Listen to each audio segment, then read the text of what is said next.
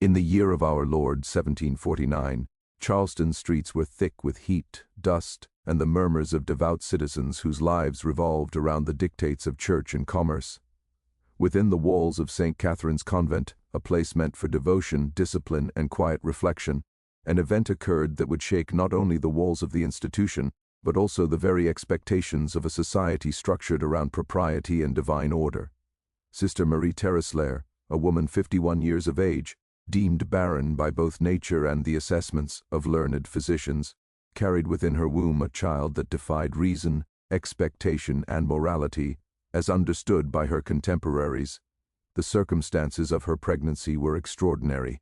Sister Marie had employed methods and knowledge that placed her far beyond the understanding of her peers, where other nuns adhered strictly to prayer, penitence, and obedience. She explored paths that blurred the line between sacred duty and forbidden science. She wrote, in letters preserved only through the secrecy of time and the careful custody of a few allies, of her experiments, her calculations, her theological reasoning, and her unwavering belief that life could be cultivated even in the barren. To some, she was a heretic. To others, she was a pioneer. But the Church, constrained by its own need for authority and order, saw only the scandal and the danger. Her partner in this transgression, Thomas, a young enslaved man whose intelligence and literacy exceeded what most of the city expected of people in his condition, became both instrument and victim. Thomas had been brought from Savannah under circumstances designed to obscure his identity, his past, and the truths of the events in which he had been unwillingly entangled. His life, already constrained by the chains of ownership and the dictates of commerce, became further complicated by proximity to a woman whose faith and ambition intersected in ways that threatened every established principle of morality, church authority, and social hierarchy. When the pregnancy became known to the convent's leadership, the reaction was immediate and severe. Letters, meetings, and whispered conversations documented the disbelief, outrage, and fear that swept through the cloistered halls. The Church demanded complete repentance or total defiance. Sister Marie offered neither. Instead, she presented truth in its raw, complicated form. She acknowledged her actions, justified the pregnancy as a miracle, or at least as divinely sanctioned, and admitted where her treatment of Thomas had failed to meet conventional morality. Her refusal to frame herself strictly as sinner or martyr confounded her superiors. The final sentence came in April of that year. Bishop Fenwick, a man whose presence alone conveyed both authority and intimidation, arrived in Charleston to deliver judgment. Sister Marie was to be exiled to the Convent of the Sacred Heart in Quebec, a community known for perpetual silence, obedience, and withdrawal from the world. There she would take new vows, never to speak of the events in Savannah, never to teach, never to write, never to share the knowledge she had risked her soul to pursue. Official records would list her as having died in Charleston in 1749, erasing her existence for practical purposes. The alternative, complete excommunication, would have severed her from all religious community and purpose entirely. She accepted the sentence without visible emotion. Public shame, trial, or execution had been possible. What she received instead was survival wrapped in isolation. Her final question concerning the child she carried revealed the last thread of maternal concern. Charlotte, as the infant would be named, would know nothing of her true origins. The Redmond family, respectable citizens of Richmond, would raise her as their own, preserving appearances, protecting the child from knowledge that could unravel her sense of self. Sister Marie's secret, the miracle and the scandal combined, would vanish behind church walls, the silence of Quebec, and the impenetrable veil of time.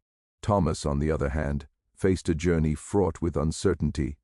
Sold to merchant Isaac Petton in Boston, far from Savannah, he was valued for his skills. Yet the religious climate of the city, dominated by Puritan suspicion, rendered him vulnerable.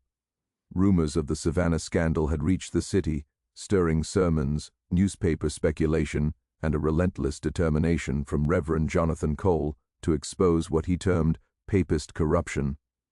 Thomas navigated his new life with careful discretion, mindful that visibility equaled danger. Yet fate, indifferent to caution, intervened. A drunken sailor, unaware of Thomas's identity or circumstances, confirmed the presence of someone connected to the scandal in Boston. The rumor ignited fury and obsession among Cole and his followers. Piton understood the peril immediately. To remain in Boston was to court violence, accusation, and loss of control over his business. Thus he arranged Thomas's transfer to Halifax, Nova Scotia, under the oversight of William Barrett, a merchant whose pragmatism promised fair treatment but no freedom. Thomas departed Boston with nothing but his education, a small satchel of materials, and the uncertain hope that distance might afford him safety. The voyage was arduous, 12 days across a winter-tossed Atlantic, and upon arrival, Halifax was little more than a fledgling settlement of 2,500 souls, its streets muddy, its houses thin, its winters merciless. Yet even amid scarcity, disease, and cold, Thomas's skills earned him a place of relative stability. He managed inventories, organized correspondence, and assisted in warehouse operations. Though life in Halifax was harsh, it was tolerable compared to the specter of persecution that had chased him from Boston. Charlotte's life, in contrast, unfolded in the comfortable ignorance that the Redmonds' wealth and social position allowed. Educated privately, versed in French, literature, and music, she grew into an intelligent and considerate woman, shaped by privilege yet untouched by the scandal that had birthed her. Her correspondence, preserved through family archives, reveals moments of reflection, melancholy, and subtle questioning of identity, an instinctive sense of being, somehow, not fully hers, but never any tangible knowledge of her origins. She married at 19, lived a life of domestic stability, and raised 4 children, none of whom would learn the extraordinary truth behind their lineage. Meanwhile, the convent in Savannah, unable to recover from the scandal, withered. Families withdrew their daughters, funding collapsed, and by 1758, St. Catherine's was closed entirely. The property, converted into warehouses, sealed the chapel where Sister Marie had conducted her procedures, erasing physical traces of the events from the cityscape. Yet the memory, distorted and rumor-laden, persisted in local legend. Some claimed the nun was possessed by demons, others whispered of affairs or inventions designed to disgrace the institution. Still others dismissed the whole affair as the fabrication of Protestant enemies. The truth remained confined to scattered letters, private journals, and the careful custodianship of those few who had witnessed events firsthand. Dr. Drayton, who attended the birth, reflected upon it in his final journal entries. He wrote of his lifelong experience delivering children, of births that defied odds, of mothers who survived near death, and infants who should not have lived. Yet none compared to the pregnancy he witnessed in February 1749. A woman of 51, long thought incapable of conception, bearing a healthy child, with the process marked by fewer complications than he observed in women half her age. He did not claim understanding, nor did he suggest certainty, miracle or medicine, nature or divine will, the line blurred. Perhaps some mysteries were not meant to be solved, only observed and honored with humility. The Church, protective of reputation, ensured that the scandal remained silent. No public acknowledgement, no guidance for the families, no disclosure to the wider community. By 1800, 50 years after Sister Marie's act of defiance and faith, the story had become legend, a vague whisper, stripped of detail and burdened by myth. The chapel remained sealed. The letters remained scattered. The individuals who lived through the events had passed, taking their truths to graves separated by miles and decades. Sister Marie remained cloistered in Quebec. Thomas disappeared into the uncertain expanses of Nova Scotia, and Charlotte lived out her days in peace, unaware of her origins. Extraordinary events had transpired. A woman defied medical expectation and social law. A young man was manipulated and discarded, and a child was born into a life of innocence against improbable odds. Institutions had prioritized reputation over justice, silence over accountability, leaving only fragmented truths for history to uncover. The narrative is complex, unresolved, and morally unsettling. It raises questions about faith, knowledge, power, and the often unseen consequences of human ambition. What Sister Marie believed, whether driven by genuine faith or pride, remains a matter for interpretation. Whether Thomas's hopes for freedom were realized, or whether the cruel forces of history swallowed him without notice, is unknowable. What endures is the record of their existence, the traces of scandal, and the undeniable fact that a woman of 51 bore a child, changing lives, institutions, and the course of history in ways that were neither simple nor entirely comprehensible. The tale, preserved through letters, journals, and sparse archival records, challenges assumptions about morality, science, and the divine, and reminds us that human actions, however secret or suppressed, echo far beyond the walls that attempt to contain them. Charlotte grew under the careful guidance of the Redmond family, shielded from the truths of Savannah and Quebec, yet shaped in subtle, inexplicable ways by forces she could not name. Her education was rigorous, her mind nurtured with books, music, and languages. Yet despite the comforts of wealth, there were moments when Charlotte sensed an emptiness she could not place, a feeling of disconnection, as if some essential truth of her existence had been hidden behind walls she could not see. She observed herself in mirrors, and wondered whose face reflected back, noting features that aligned with neither her mother nor her father. Though she never pressed for answers, the questions lingered, dormant but persistent, threading through letters to her mother and later to her own children. Her marriage to Edward Fitzgerald, a man of modest means but firm character, brought stability. Their partnership was marked by mutual respect and quiet companionship. Edward was devoted, kind, and practical, unaware of the extraordinary circumstances surrounding his wife's birth. Their household was orderly, filled with the measured rhythm of domestic duties, education, and care for their 4 children. Charlotte's private reflections, preserved in correspondence, suggest a woman both content and unsettled. She was proud of her children, of the life she had built, yet she occasionally felt the weight of invisible inheritance, memories that belonged not to her conscious mind, but to the legacy of forces that had shaped her before she could remember. Meanwhile, Thomas's fate remained shrouded in ambiguity. Halifax's harsh winters and sporadic food supplies tested his endurance, and records only hint at his existence after September 1750. Some historians speculate that he earned his freedom, negotiating with Barrett or disappearing into Nova Scotia's unsettled lands. Others imagine him succumbing to illness or cold, a casualty of circumstances beyond his control.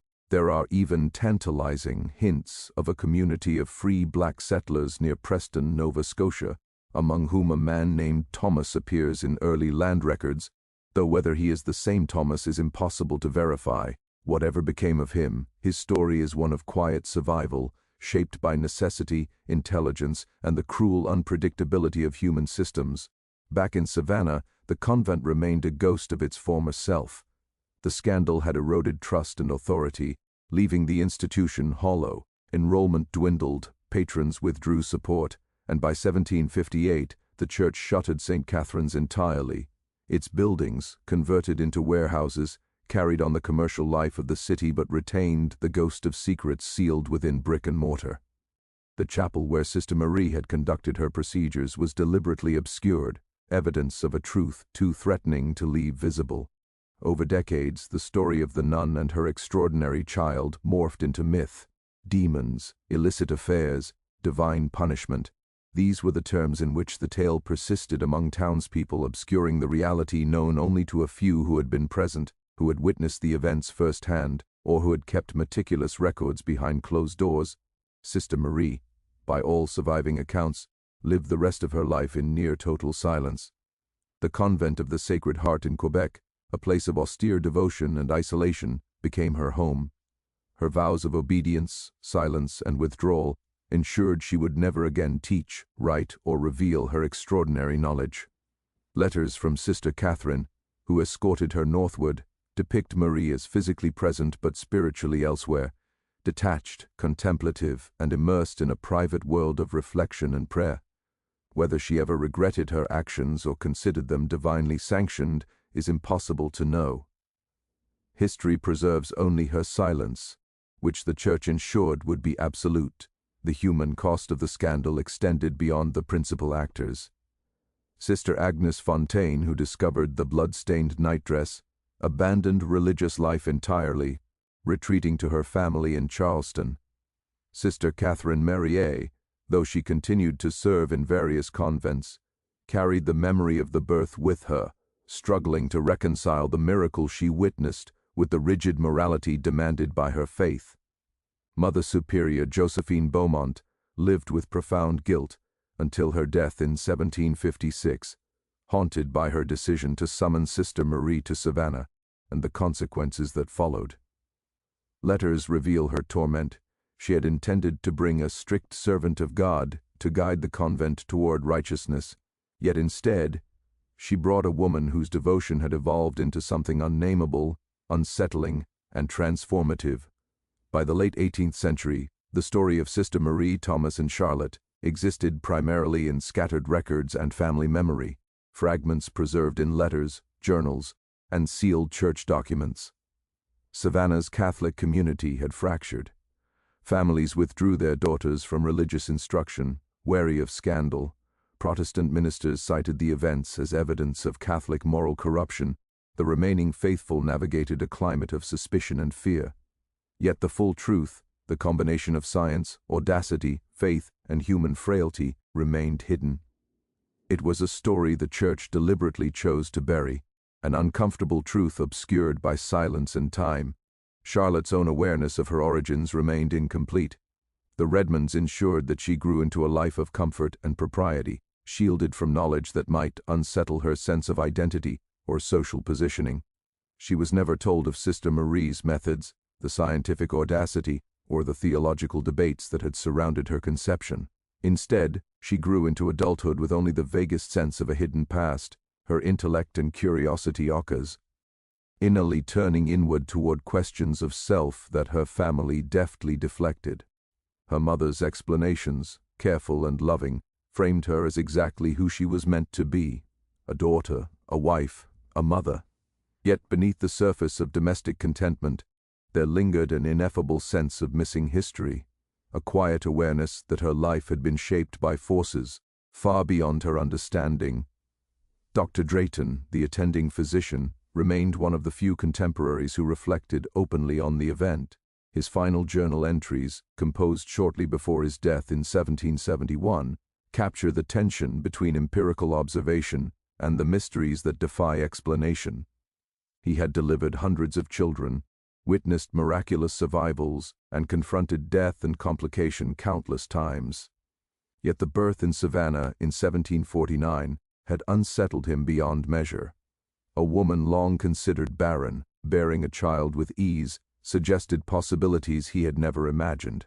Challenging both medical knowledge and theological interpretation, he concluded with humility, noting that some events were perhaps meant not to be understood, but to be witnessed and recorded, leaving interpretation to future generations.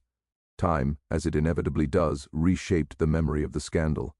By 1800, the story was whispered rather than documented, referenced in legend rather than in evidence. Savannah retained the physical reminders only faintly, the converted warehouses, the sealed chapel, but the human experiences, the suffering, the courage, and the audacity existed only in fragments. Letters scattered across archives, journals locked away in Quebec, and a few preserved family correspondences were all that testified to the reality of what had transpired. Extraordinary women, vulnerable men, innocent children, and rigid institutions all played their roles in a drama that defied the conventions of morality, science, and faith.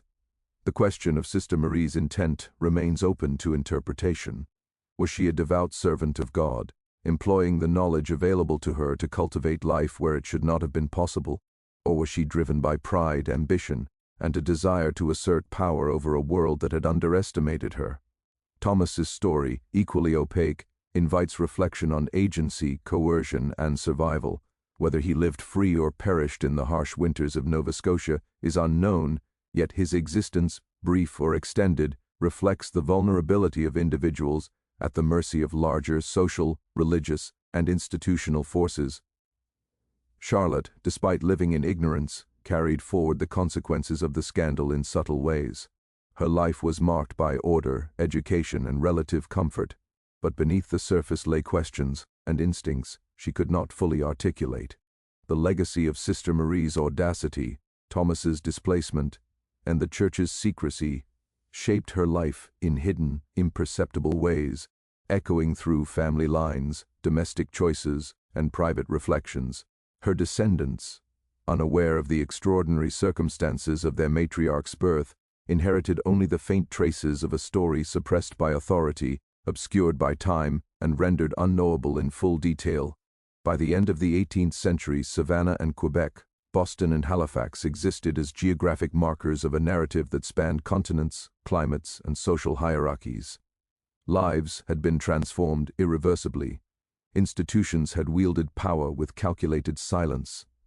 Ordinary citizens, enslaved people, religious leaders, and nuns had all been caught in a web that neither fully understood nor could control.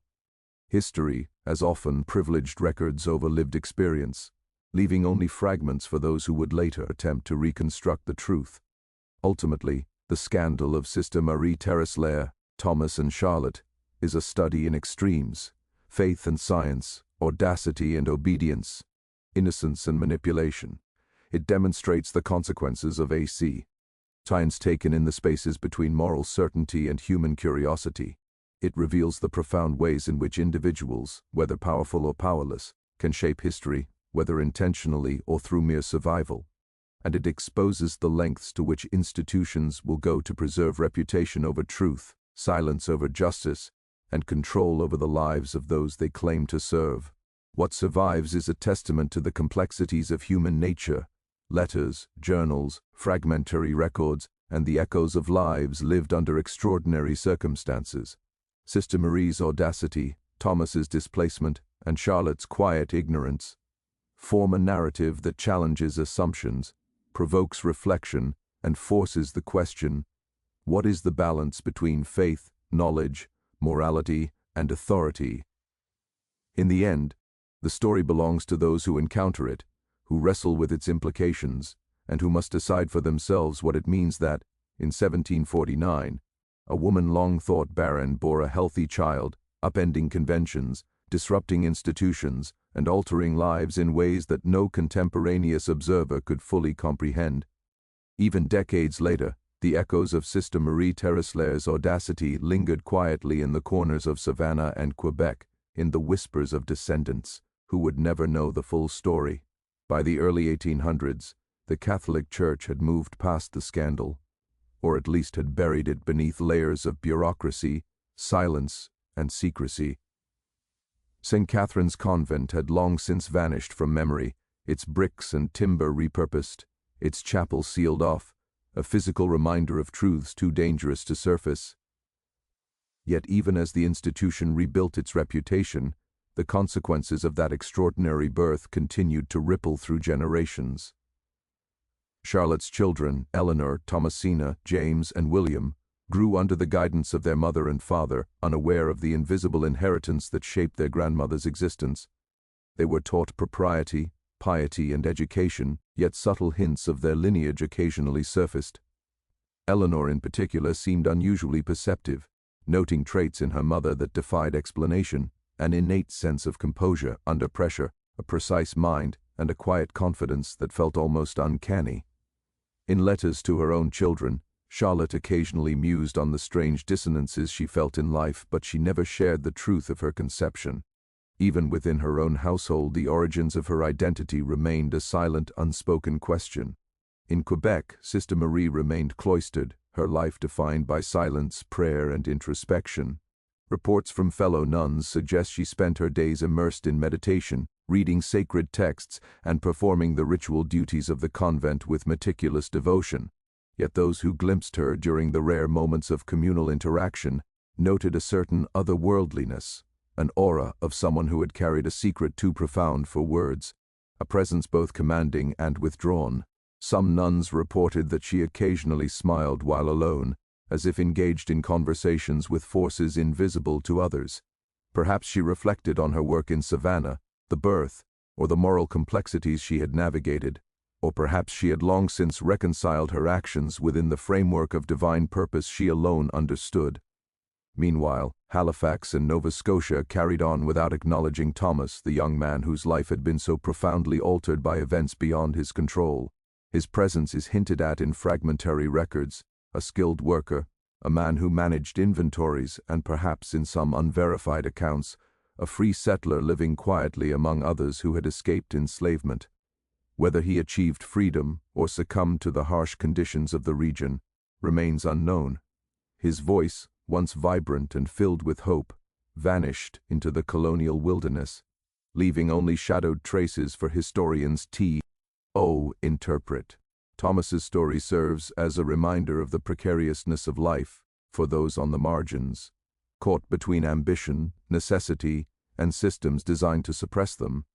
In Richmond and Philadelphia, Charlotte's descendants carried forward her legacy. They grew into the world unaware of the miraculous and scandalous circumstances of her birth. The small wooden box containing the underlined Bible verse passed from Eleanor to her children, a token whose significance was forgotten, yet somehow preserved.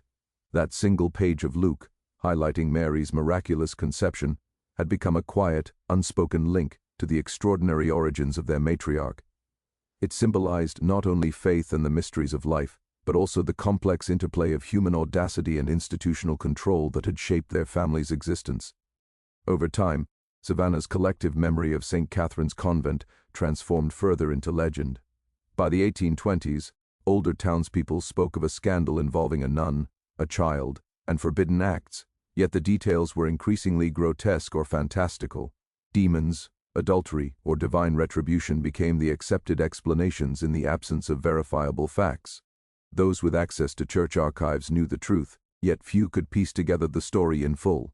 Letters from Sister Catherine, Dr. Drayton, and Mother Superior Beaumont provided glimpses, but even these fragments left questions unanswered. Was the pregnancy a result of Sister Marie's scientific interventions? Was it truly divine? Were her intentions pure, or corrupted by ambition and pride? These questions lingered, unresolvable, leaving history incomplete and morally ambiguous. By the middle of the 19th century, the narrative of Sister Marie Terreslair had become a cautionary tale, whispered in both Catholic and Protestant circles. Scholars who stumbled across surviving documents recognized the magnitude of what had occurred, but were hampered by gaps in records, destroyed archives, and sealed chapel materials. To them, Sister Marie's story illustrated the collision of faith, science, and social authority, a woman who defied medical and theological expectations, a young man whose life was manipulated for institutional secrecy, and a child raised in oblivion to the miraculous circumstances of her existence. Charlotte herself, in her later years, expressed a quiet acceptance of life's mysteries. She reflected in letters to friends and family about the strangeness of the world, the limits of human understanding, and the ways in which lives intersected with forces beyond one's control. She never revealed the hidden dimensions of her birth, yet her thoughts suggest an intuition of unseen threads shaping existence.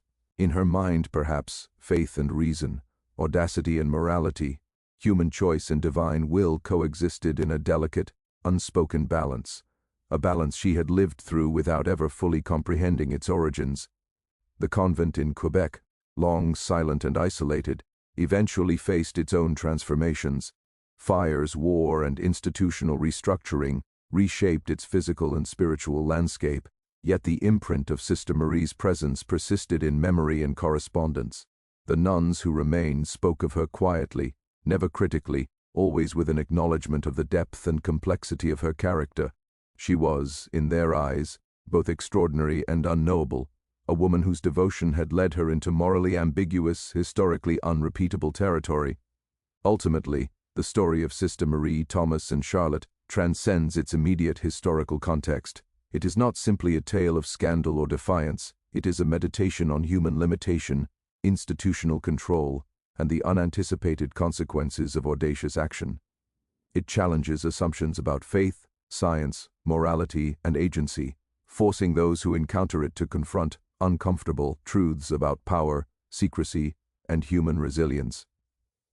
It reminds us that story is not merely a record of facts, but a layered tapestry of lives, choices, and consequences, some hidden, some revealed, and some forever unknowable. Even as the world changed, the story left traces in the physical and familial landscapes, the sealed chapel in Savannah, the letters in Quebec, the underlined Bible page in a wooden box. the journals and correspondence scattered across archives.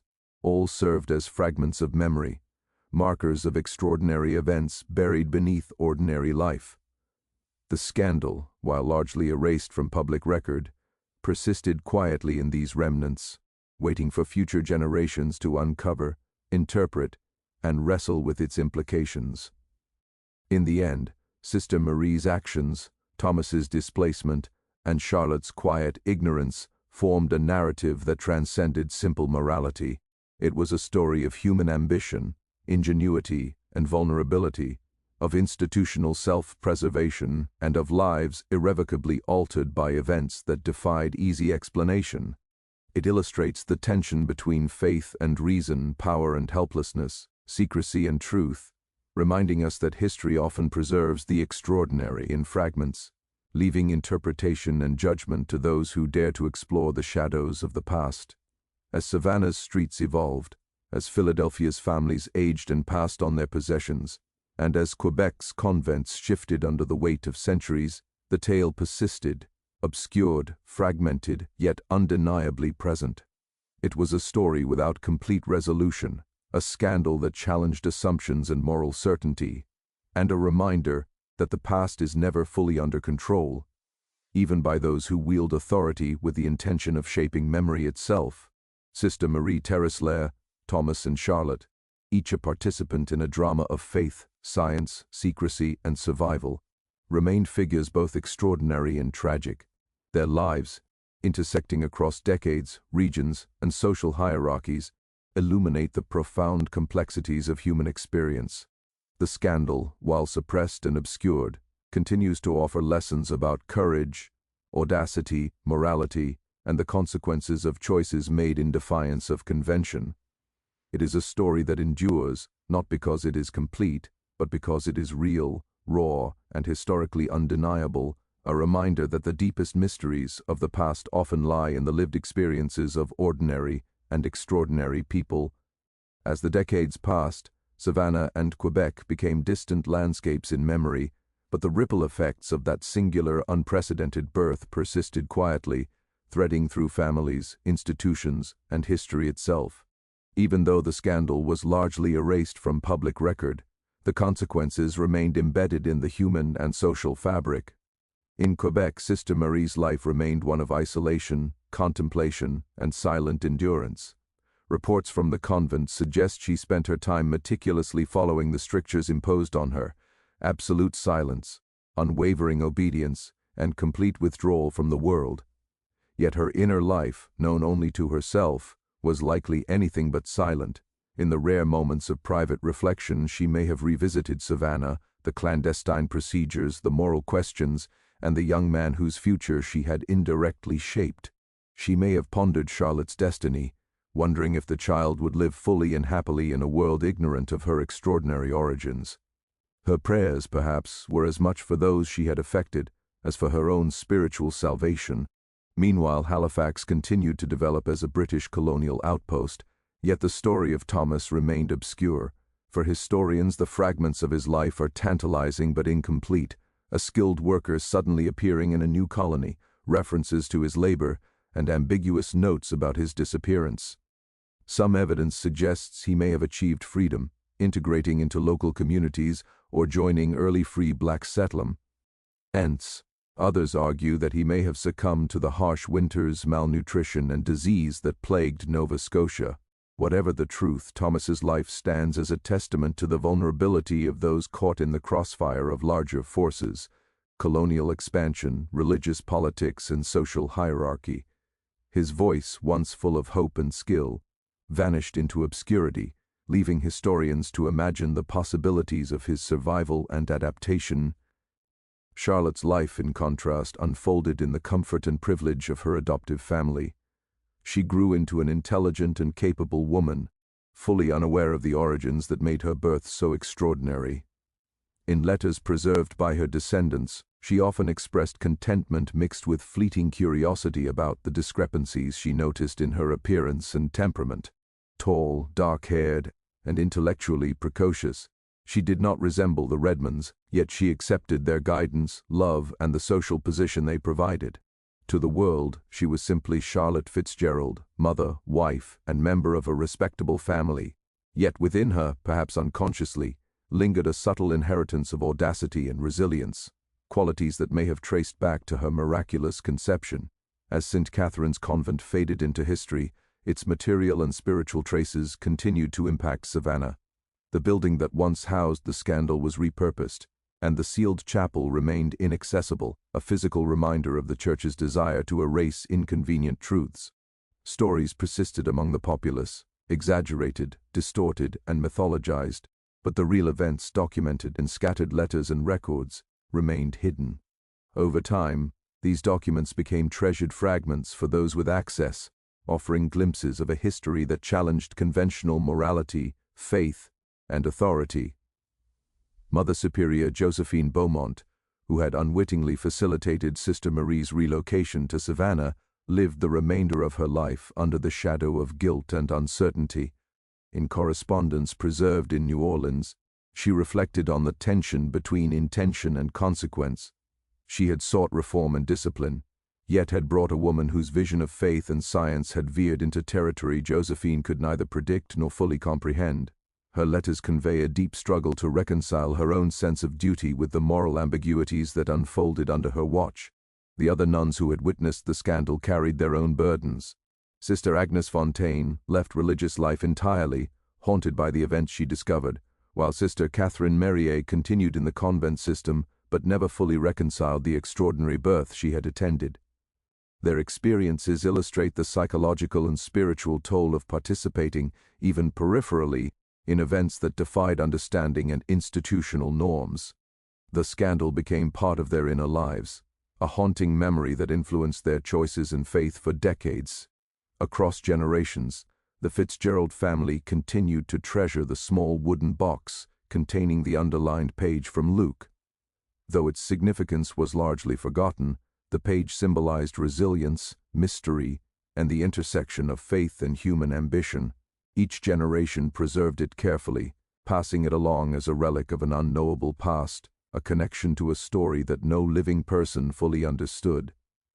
The page became a quiet testament to the extraordinary circumstances that shaped Charlotte's life, linking her descendants, in a subtle and indirect way, to the audacious choices of Sister Marie. Historians who later pieced together surviving records recognized the scandal's profound implications. Sister Marie's story illuminates the collision of faith, medicine, and social control. Thomas's story exemplifies the vulnerability of those marginalized by society.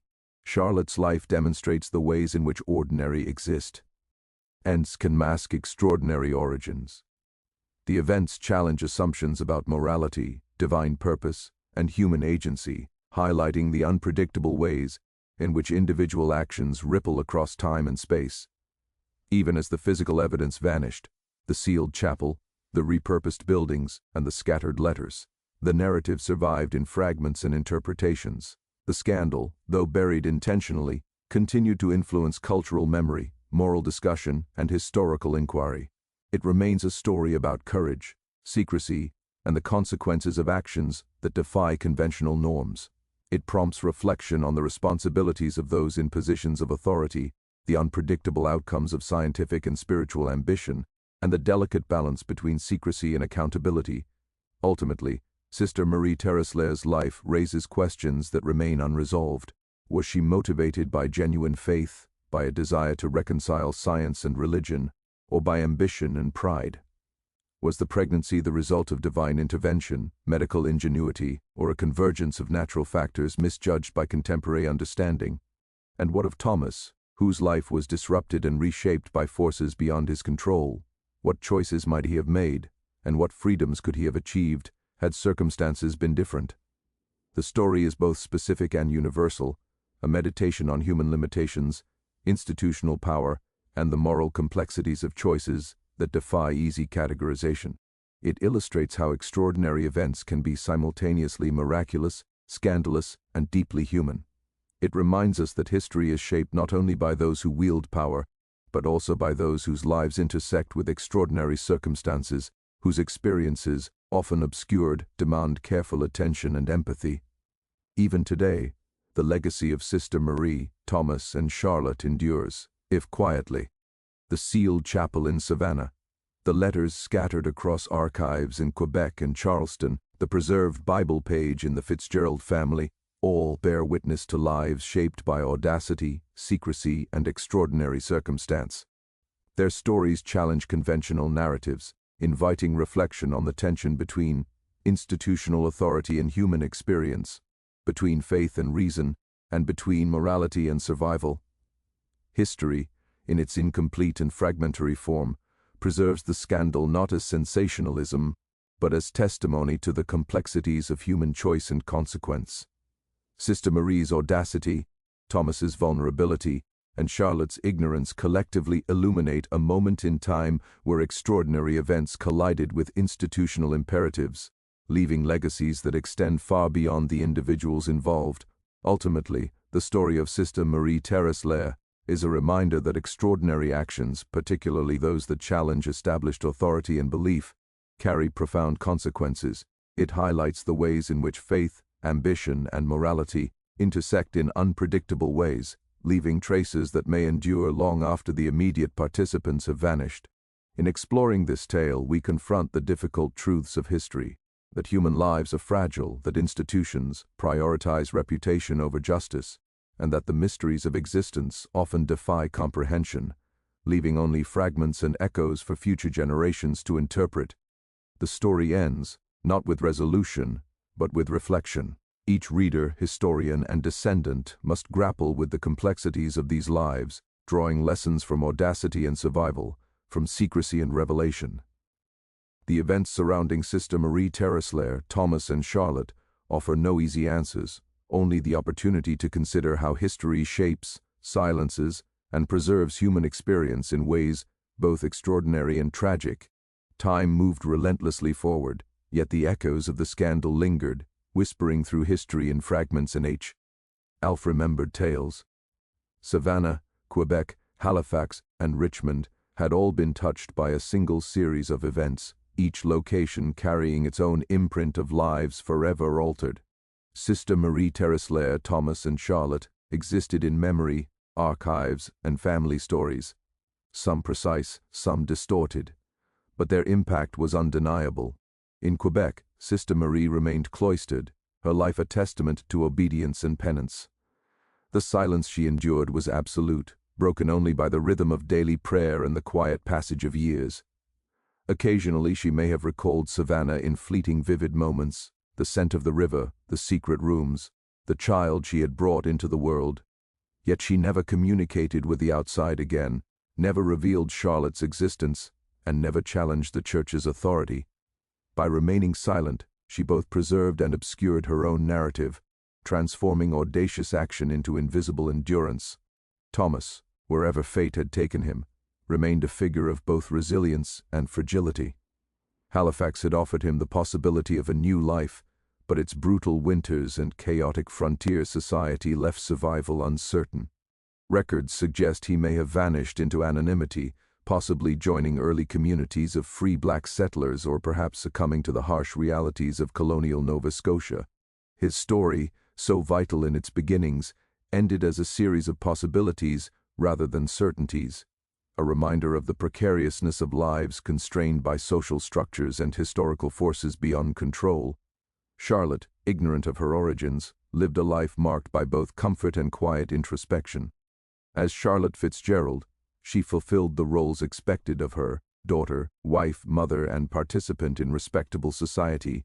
Yet letters and diaries reveal a subtle sense of dislocation, a lingering awareness that her life was larger than the circumstances she knew.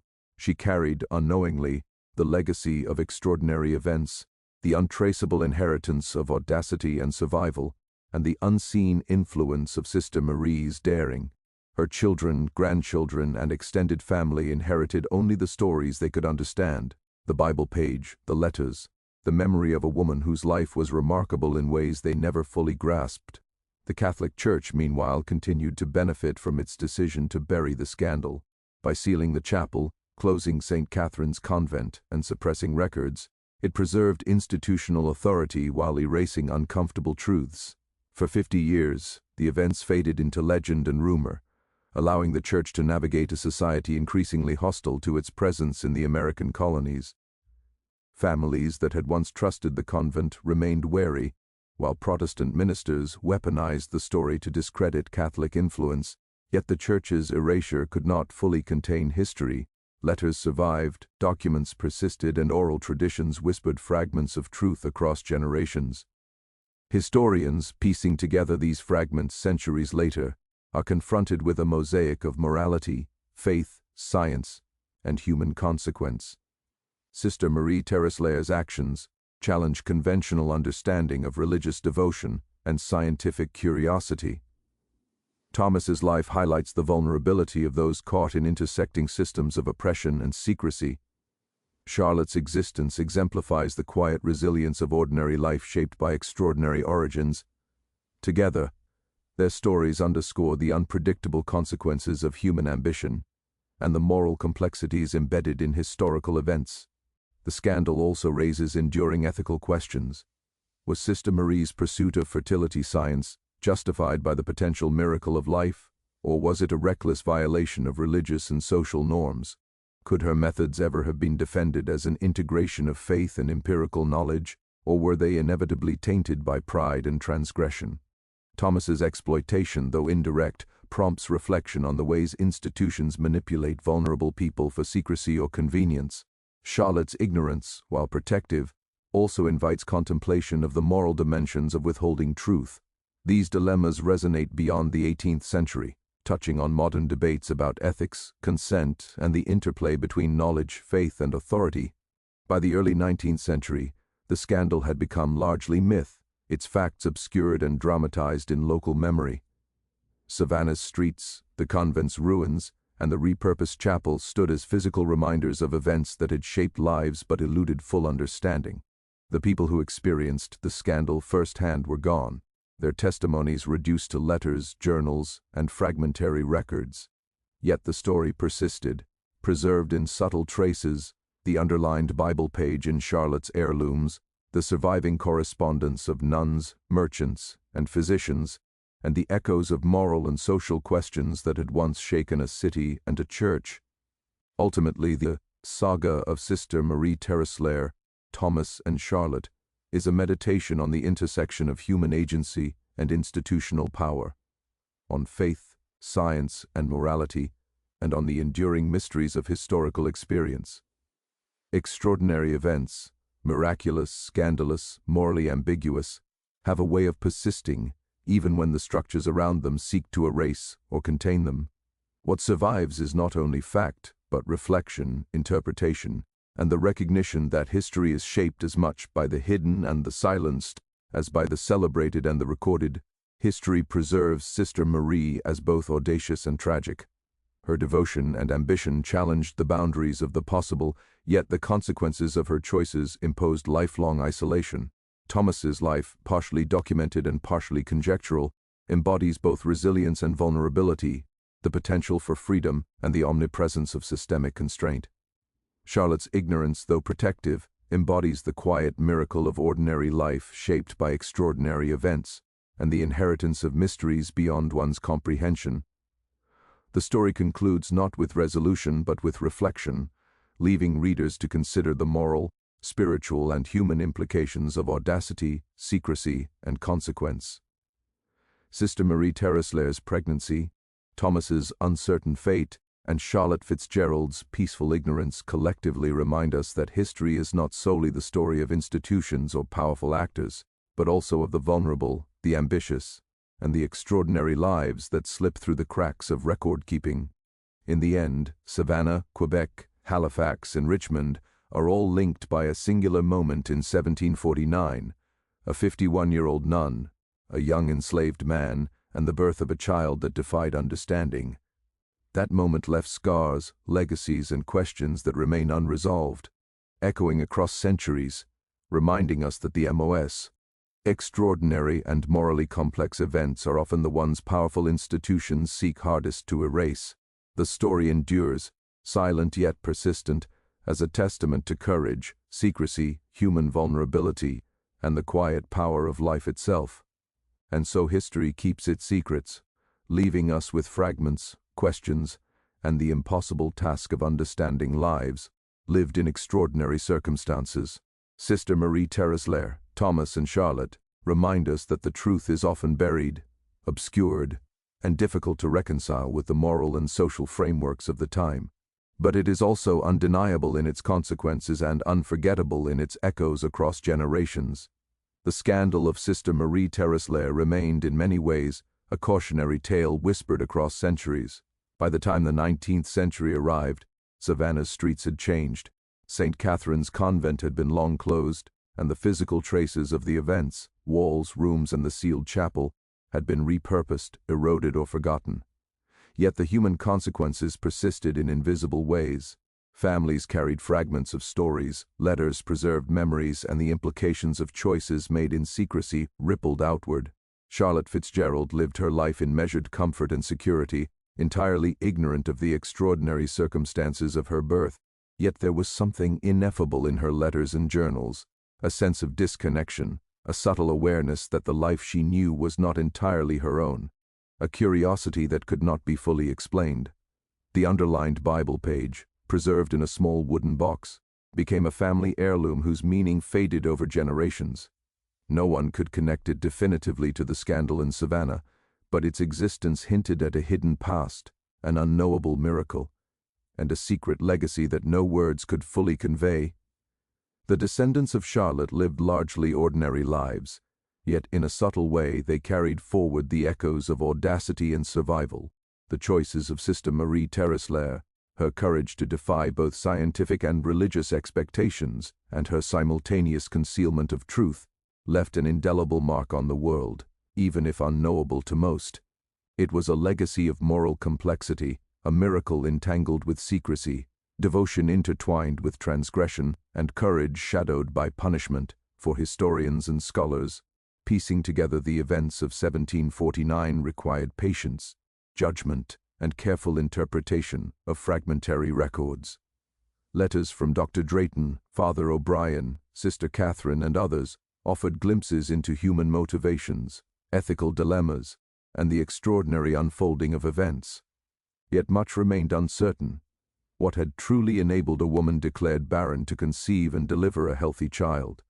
Was it divine intervention, unrecognized medical knowledge, or natural chance that had defied contemporary understanding? The records allow no definitive answer, only the uncomfortable and awe-inspiring fact of the birth itself. The Church's role in the scandal demonstrated the power of institutions to shape memory and history. By enforcing silence, relocating key figures, and sealing physical spaces, the Church preserved authority at the expense of transparency and accountability. Yet this very effort to suppress the truth ensured the story's endurance in indirect ways. Scattered documents, family heirlooms, and the enduring moral questions they provoked became a testament to the human consequences of secrecy. Sister Marie's life in Quebec remained largely invisible to the outside world. Whether she found peace in her cloistered existence, whether she reflected on her choices with regret or contentment, remains unknowable. What is clear is that her audacity, the decision to pursue life against every expectation, changed the lives of those around her. Thomas's uncertain fate, the lives of Charlotte and her descendants, and the disruption of institutional authority all trace back to her single, improbable act. Thomas's disappearance into Halifax or the frontier, his potential integration into free black communities, or his untimely death, illustrates the precariousness of lives caught in historical and social currents beyond their control. His story highlights the intersection of vulnerability, resilience, and fate. Even in historical obscurity, Thomas represents the countless individuals whose lives are shaped, and often destroyed, by decisions and events in which they have little agency. The scandal itself, though obscured in public memory, serves as a lens to examine morality, faith, and science. It challenges assumptions about obedience, authority, and the limits of human understanding. Sister Marie's insistence on acting according to her own knowledge and belief, despite institutional and social constraints, invites reflection on the tension between personal conviction and collective expectation. Her methods, ethically ambiguous and historically mysterious, force us to confront the limits of judgment when faced with events that defy conventional understanding. Ultimately, the events surrounding Sister Marie Terreslair, Thomas, and Charlotte illustrate the enduring tension between secrecy and truth, authority and individual action, faith and science. History preserves the extraordinary, the birth of a child, the exile of a nun, the manipulation of a young man, but much of the context, motivation, and consequence remains fragmented and interpretive. What survives is a story that challenges understanding, resists easy moral categorization, and reminds us that human lives are shaped by forces far larger than themselves. Even centuries later, the story invites reflection. What would we do if faced with the impossible? How do institutions balance authority with accountability? How do individuals navigate faith, science, and moral responsibility in a world where the consequences of action ripple outward in unpredictable ways? These questions remain as relevant now as they were in 1749, a reminder that the human condition, complex, fragile, and extraordinary, transcends time. In the quiet moments of reflection, we are left to wonder, what truly defines heroism, transgression, or faith? Is it the audacity to act beyond societal constraints, or the humility to obey? Is it the courage to pursue knowledge, or the wisdom to know when silence is safer? Sister Marie Terreslair's life embodies all of these contradictions, leaving a legacy that is neither purely admirable nor entirely condemnable, but profoundly human. And so the story ends, not with resolution but with reflection, unanswered questions, and the enduring power of lives lived at the boundaries of possibility. Sister Marie, Thomas, and Charlotte remind us that history's most extraordinary and morally complex events often occur in the spaces institutions try hardest to control. Their story survives in fragments, letters, and whispered legend, a testament to courage, secrecy, and the extraordinary capacity of human beings to defy expectation, endure consequence, and leave traces of their lives for those who follow. History may forget the details, but the human imprint remains. An impossible birth, a silent exile, a vanished man, a life lived in ignorance, and the shadows of choices that reverberate across generations. In that, there is both tragedy and wonder, a story that challenges understanding, provokes reflection, and endures long after the convent walls have crumbled, the documents are scattered, and the witnesses are gone. By the early 19th century, the scandal at St. Catherine's Convent had transformed into legend, a whispered story used to caution or entertain rather than document truth. Savannah itself had changed. Streets widened, buildings replaced, and memories of the old convent faded. The physical traces of Sister Marie Terreslair's audacious actions were gone, yet the social and moral echoes persisted in subtle ways. Families who had once support the convent had shifted allegiance, the Catholic community remained wary, and the Protestant majority continued to use the story as evidence of supposed moral corruption in Catholic institutions. Yet beyond scandal and gossip, the human consequences of 1749 were profound. Charlotte Fitzgerald lived in comfortable obscurity, entirely ignorant of her origins. She married, raised children, and maintained her status in society, but her occasional musings about identity, legacy, and the strange dissonance she sometimes felt hint at an unconscious recognition that her life had been shaped by forces beyond her understanding. The underlined Bible page, preserved through generations, symbolized a hidden history, a private miracle that escaped public acknowledgement, a secret tether between past audacity and present ordinary life. For historians, piecing together the events required navigating fragmentary records and scattered letters. Dr. Drayton's journals, Sister Catherine's correspondence, and Father O'Brien's notes offered glimpses into moral ambiguity, courage, and fear. Yet the central mystery, the mechanism behind a woman declared barren conceiving and delivering a healthy child, remained unresolved. Was it divine intervention, medical knowledge lost to history, or mere chance defying the expectations of the age? No source provides certainty. What endures is the undeniable fact. A woman of 51 gave birth, and in doing so, challenged every assumption about faith, science, and societal norms. The Church's role, as an institution of authority, reflected the tension between reputation and truth. By silencing witnesses, exiling Sister Marie, and sealing the convent chapel, the Church prioritized control over transparency. Yet this very effort to erase the event ensured its survival in indirect ways. Letters, artifacts, and fragmented records became portals into a past the institution tried to bury. The tension between secrecy and truth, authority and individual action, is central to understanding this story. Sister Marie's life in Quebec, cloistered and silent, remained invisible. Whether she reconciled with her choices or found peace in contemplation, history cannot tell us. What is clear is that her actions reshaped the lives of those around her. Thomas's uncertain fate, Charlotte's life lived in ignorance, and the disruption of institutional authority all stemmed from her singular improbable act. Her moral and scientific audacity created consequences beyond her control, a reminder of the unpredictability of human endeavor. Thomas's story, too, illustrates the precariousness of lives subjected to forces beyond their control. His potential survival in Halifax, integration into free Black communities, or premature death underscores the fragility of individual agency in a world structured by social hierarchy and prejudice. Thomas's narrative, though fragmentary, serves as a lens into the countless lives shaped by circumstance, injustice, and secrecy, often erased from history but no less real. The scandal highlights broader societal questions, the tension between faith and science, obedience and personal conviction, morality and ambition. Sister Marie's insistence on acting according to her knowledge, despite institutional norms, provokes reflection on the limits of judgment when faced with extraordinary events. Was she a pioneer, a deviant, or both? Her actions defied categorization, forcing observers to confront ambiguity rather than neat moral binaries. As decades passed, the story of St. Catherine's Convent became a study in collective memory.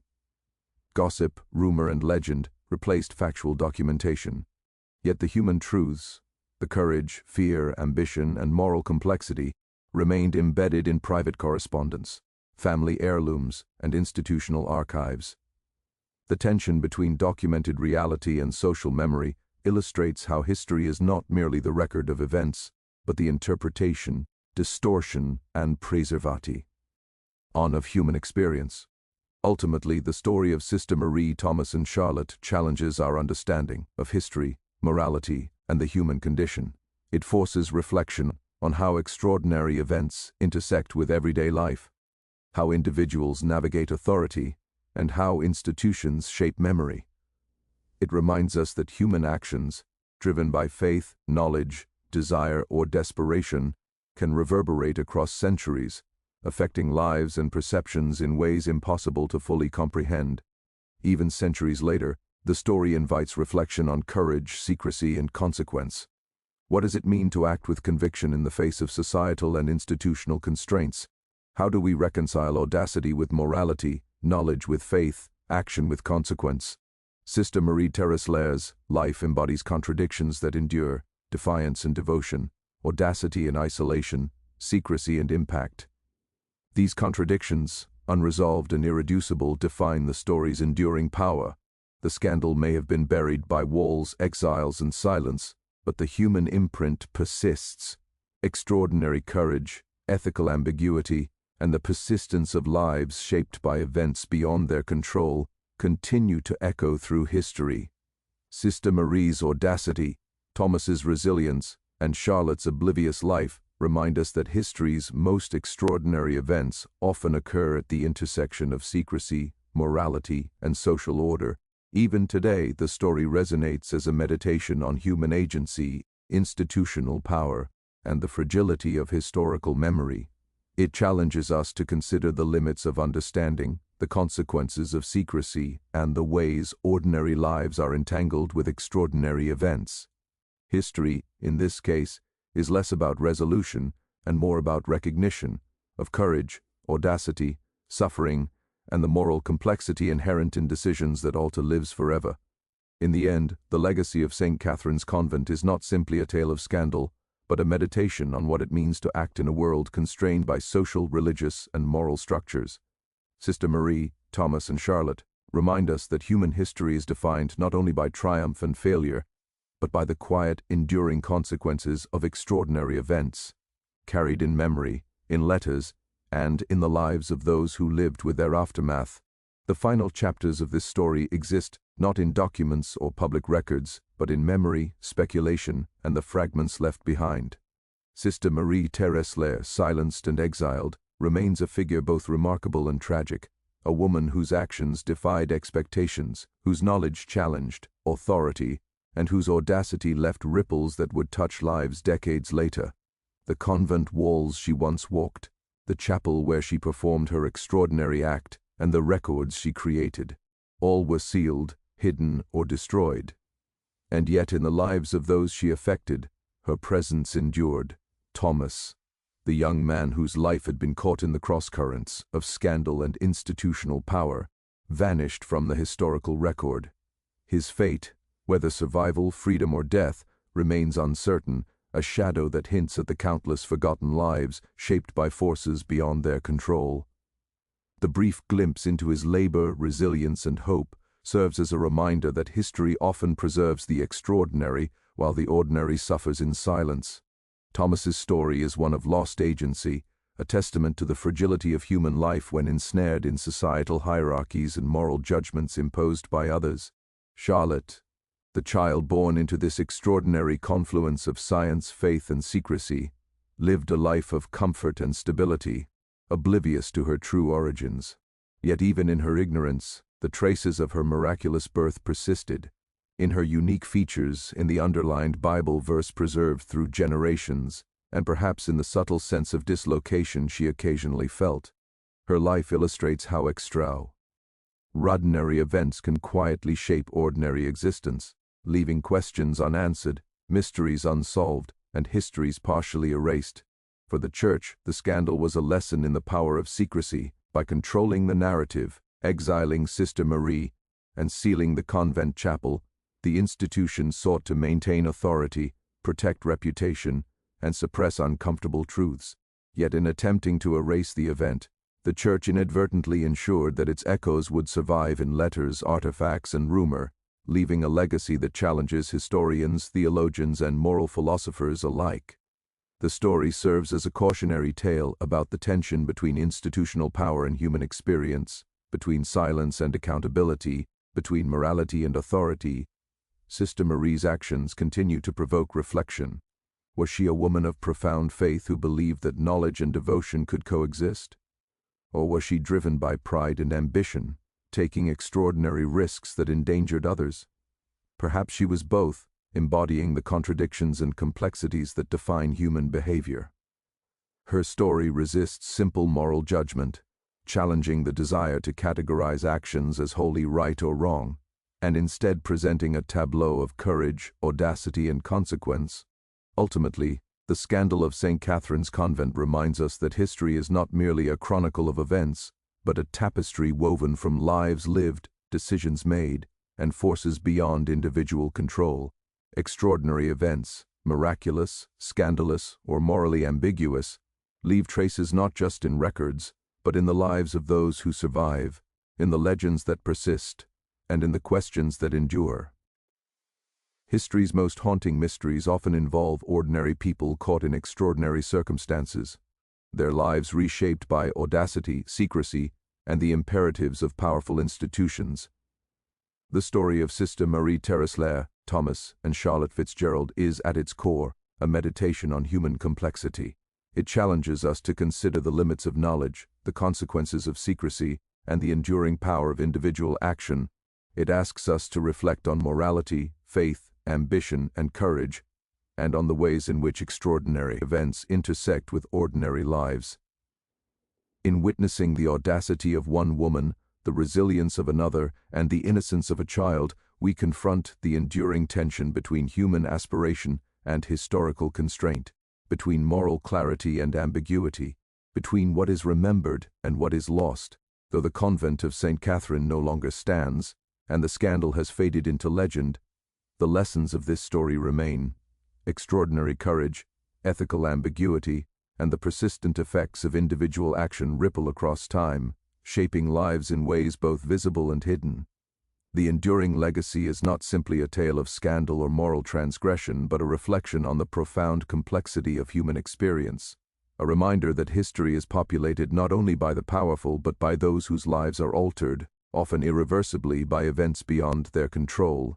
Sister Marie Terreslair, Thomas, and Charlotte Fitzgerald occupy different worlds in this history, one silenced and cloistered, one vanished into uncertainty, and one living in peaceful ignorance.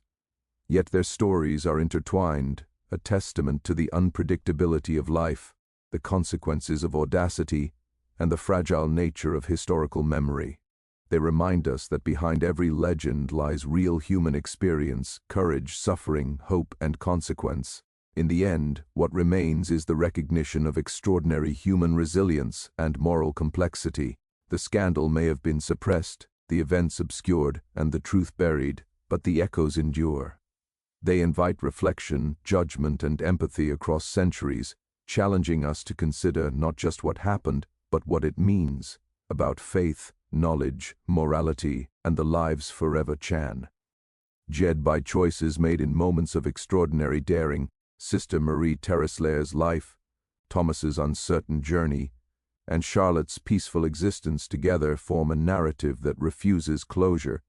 It leaves us with questions, with awe, and with an awareness that history's most compelling stories are rarely simple. They are shaped by audacity and secrecy, by courage and misfortune, and by the indelible impact of individual action upon the wider world. And perhaps that is the truest lesson of all, that history is never fully contained, never fully understood, and always richer and more complex than any account can convey. Decades passed, and the memory of the scandal dimmed in public consciousness. Savannah's streets changed, new families arrived, and the old convent buildings were repurposed into warehouses and homes. The sealed chapel remained hidden behind brick and mortar, a silent tomb for secrets the church never wanted revealed. Local gossip persisted in fragments, some stories exaggerated, others entirely fabricated. But the truth of Sister Marie Terreslair's actions became nearly impossible to discern. Only historians with access to scattered letters, diaries, and church archives could piece together the outline of what had transpired, and even then, much remained conjecture. Sister Marie herself was unreachable to the outside world. In the convent of the Sacred Heart in Quebec, she lived in absolute silence, her vows forbidding any communication beyond her immediate duties. The cloistered life offered safety from persecution, but it was a kind of death in life. Letters she might have written, thoughts she might have shared, were constrained by her vows of obedience and secrecy. She existed in a world that had shrunk to the boundaries of the convent walls, her voice erased from the world that had once questioned and condemned her. In those silent hours, perhaps she reflected on her choices, the audacity that had defined her life, and the price she had paid for her actions. Meanwhile, the child born in Charleston, Charlotte, grew into adulthood untouched by the scandal that had brought her into existence. She embodied the quiet irony of history, born of extraordinary circumstance yet living an ordinary life. Her education, social standing, and family connections allowed her comfort and security, yet the underlined Bible verse found among her possessions hints at a lingering, almost mystical connection to the origins she never knew. Even in ignorance, the echoes of Sister Marie's choices resonated in subtle ways. Through Charlotte's temperament, her sense of curiosity, and perhaps a faint awareness of destiny that could not be explained. Historians studying the case centuries later are often struck by the interplay of audacity and control. Sister Marie's actions, extraordinary and taboo, challenged contemporary understanding of medicine, fertility, and faith. She used knowledge far ahead of her time, combined with courage and ingenuity, to achieve what seemed impossible. Yet the societal and religious institutions that governed her life were not prepared to accept deviation from established norms. The Church's response, exile, silence, and sealing of evidence, demonstrates the lengths to which institutions go to preserve authority, suppress anomalies, and prioritize reputation over human experience. Thomas's fate remains one of history's unresolved threads. He may have survived in Halifax, gained freedom, or joined one of the early free black settlements. Or he may have succumbed to the harsh conditions of Nova Scotia's winters and scarcity. Whatever his outcome, His story is emblematic of the countless lives disrupted, manipulated, or erased by events beyond their control. His education, intelligence, and brief agency could not shield him from forces larger than himself, forces that valued scandal, secrecy, and control over individual welfare. In this way, Thomas represents the human cost of extraordinary events hidden behind institutional decisions. The convent of St. Catherine's closure in 1758 marked a definitive end to the scandal's immediate setting, but the ripples extended far beyond. Families who had once entrusted daughters to its care withdrew support from the Church entirely, reshaping Savannah's religious landscape. Protestant ministers used the scandal as a tool to criticize Catholic morality, perpetuating suspicion and division. The event influenced social dynamics, religious debates, and perceptions of morality in colonial Georgia for decades. In trying to suppress the scandal, the Church inadvertently cemented its legacy, ensuring that curiosity, rumor, and fragmented records would keep the story alive, if only in shadow. The personal narratives interwoven with this scandal reveal profound human truths. Sister Marie, a woman whose intellect and devotion were both her strength and her transgression, exemplifies the complexity of morality. Her audacity, willingness to challenge authority, and use of knowledge for extraordinary purposes forces us to confront questions about intention, ethics, and faith. Was she a visionary, ahead of her time, whose methods challenged dogma but ultimately sought to serve a higher purpose? Or was she a woman consumed by ambition and pride, willing to manipulate circumstances and people to achieve her ends? The truth may lie somewhere in between, and the ambiguity is what continues to captivate historians and moral philosophers alike. Charlotte's life, in contrast, offers a study in the ordinary consequences of extraordinary events. Though born into a situation fraught with scandal, secrecy, and moral ambiguity, she lived a life of stability, comfort, and social expectation.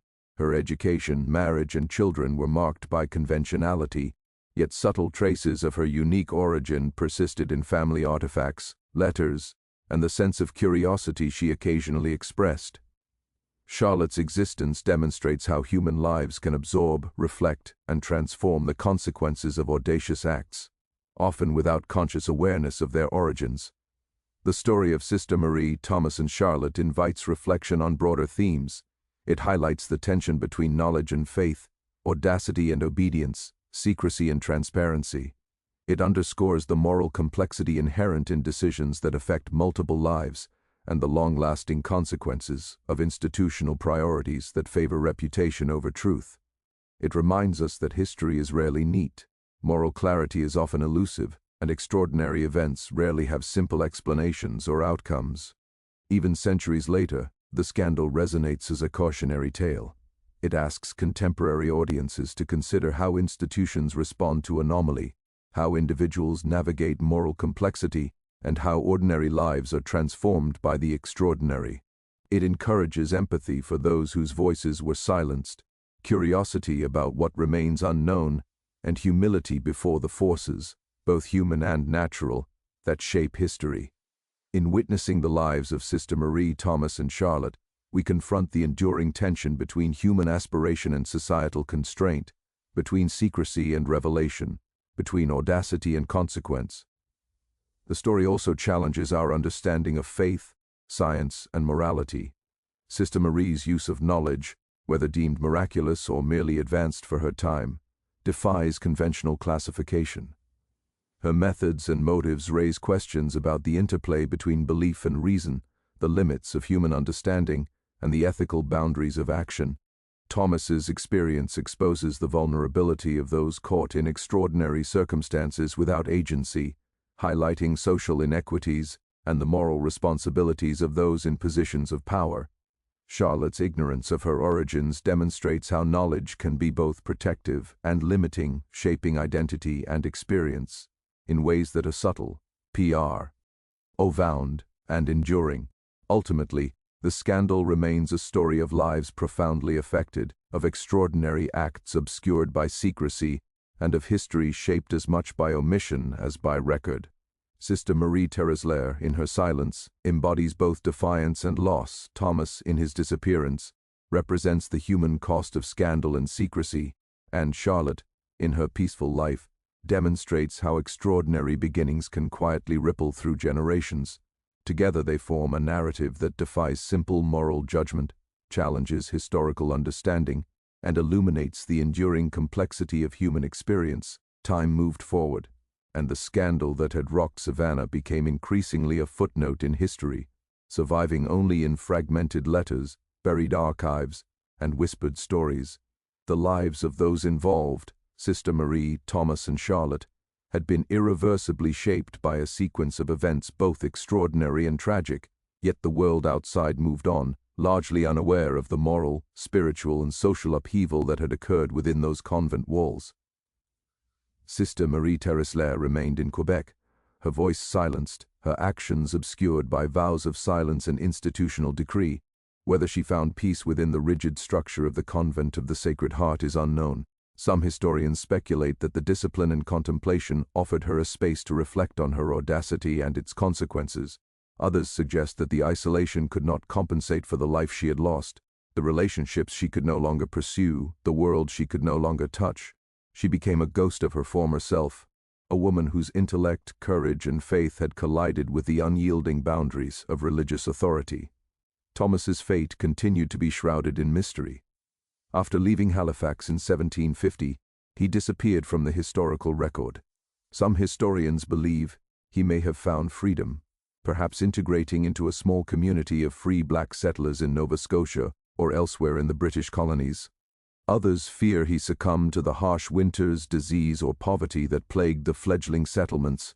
Regardless of what became of him, Thomas's story is emblematic of countless lives controlled by circumstances beyond individual power, where survival depended on adaptability, secrecy, and fortune. His brief time in the historical record, a gifted young man caught in the currents of scandal and institutional power, serves as a reminder of the many nameless, voiceless individuals whose lives were shaped and often destroyed by forces larger than themselves. Charlotte, born into the scandal yet shielded from its truth, represents a quiet resilience.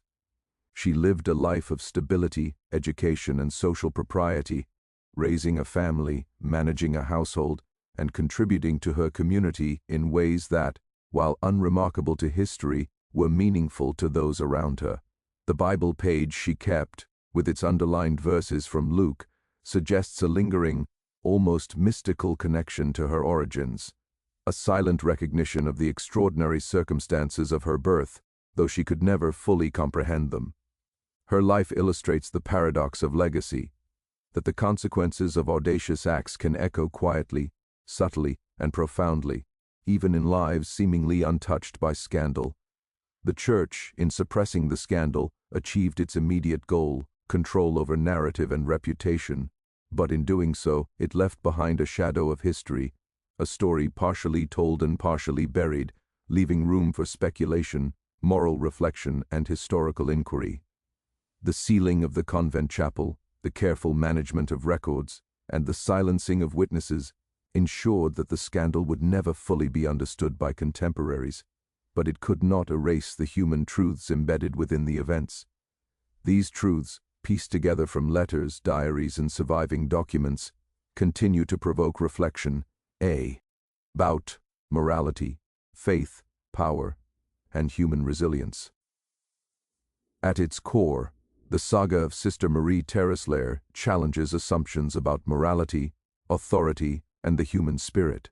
Was her audacity driven by genuine faith, scientific curiosity, and devotion to the divine, or did pride, ambition, and desire for control play equal roles?